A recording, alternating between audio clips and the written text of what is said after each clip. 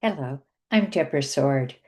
Recently, I had an unpleasant conversation that reminded me of an old t-shirt with the slogan, "My mind is made up. Don't confuse me with the facts." I was with a good friend who I like a lot. Let's call my friend Chris. I always use Chris when I tell a true story because the common name could be anyone, any gender, any age. Chris and I enjoy discussing, even disagreeing about books, family, nature, art, anything really. This time, the topic we disagreed on goes to my identity. My identity felt threatened. Chris held an opinion different than mine, but that didn't upset me. With real curiosity, I asked Chris, "Where did your information come from?" Chris said, "It's what I believe." I told Chris the research that formed my opinion, and Chris said, "Those may be the facts, but I know what I believe." That's an exact quote. My identity was dismissed because facts don't change beliefs. I reacted from my belief Chris's opinion was uninformed, biased, unproven, and wrong. I reacted instead of responding. Tyson and I talk about what to do when conflict makes your mind go blank. Usually, you default to what the pattern is that you're most comfortable with, but it can cost you a relationship you'd rather keep, even for me. I know how to own my contribution to a conflict and how to have difficult conversations. I know I control and manage only myself. I know the standard I want to live up to and my regret if I fall short. I don't judge someone who relies on beliefs or who doesn't believe that more than one opinion can be true at the same time. I know to not make them wrong so I can feel right. I know we pick the facts we choose to believe based on what we believed already, our prior beliefs. But this blanket rejection was hard because it threatened my identity on the basis of a belief. In episode 135, Tyson and I discuss why belief is more persuasive than facts. I'll put that in the show notes. Please subscribe so you get the latest episodes as they drop. And then listen to 135 after this one. So here I am. I want to stay friends with Chris, whose company I enjoy, and I'm feeling threatened and a little bit like you, my mind had gone blank. What are my choices? Well, the conflict began with my facts versus Chris's belief. What if Chris had facts against my facts? Would that be different? Probably not. I argue my facts against your facts, and all that happens is the conflict shifts to whose facts are correct.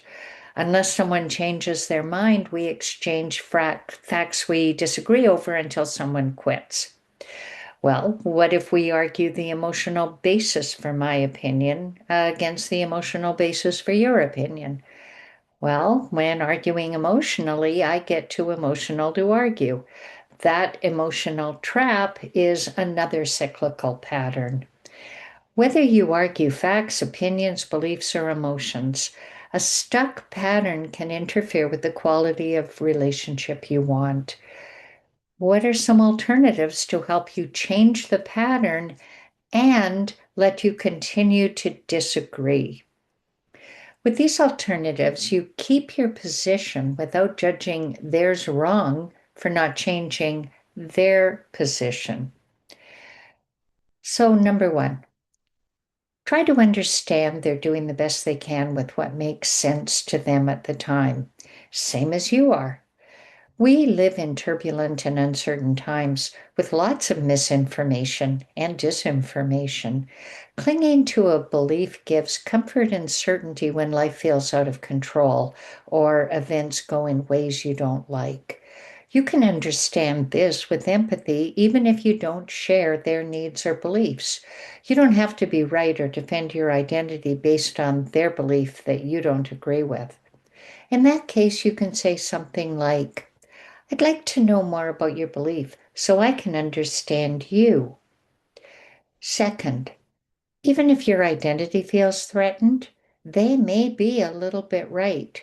maybe you're a little bit wrong or misinformed, or you hold a belief that was once true but no longer is. Perhaps you're resisting change or trying to hold back time. In that case, you might say something like, say more about what you find persuasive in your beliefs.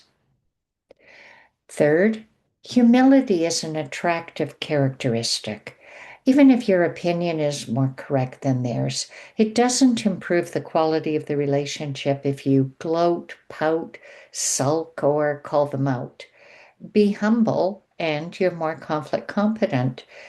In this case, you might say something like, that belief doesn't persuade me, but I haven't thought about it like you have. So, what persuades you? Fourth, think about your thinking. Ask yourself what's really going on. What are you trying to achieve? What's your goal? Instead of asking the other person a question, I should have asked myself, how do I go from knee-jerk reaction to feeling my identity threatened to conflict competently responding to Chris's honestly held belief? Or what might happen if I offer to tell Chris how that belief makes me feel threatened? I'm shifting my own pattern of thought, and that changes my knee jerk reaction to a more conflict competent response mode. Because the conflict owner's manual is not about changing the other person or defending yourself or winning arguments.